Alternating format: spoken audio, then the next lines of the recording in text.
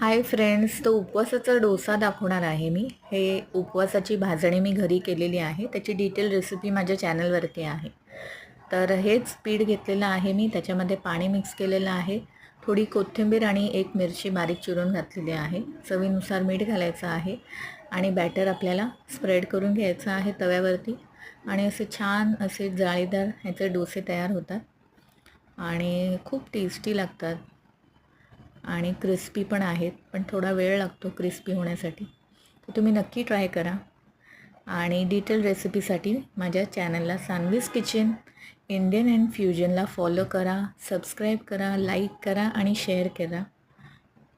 तुम्हाला त्याच्यावर आणखी छान छान रेसिपी पाहता येतील. तर ह्याच पिठाचे आपण थालीपीठही करू शकतो. तर ते पण मी तुम्हाला उपवासाचं थालीपीठ लवकरच दाखवणार आहे. तोपर्यंत बाय बाय. थँक्यू.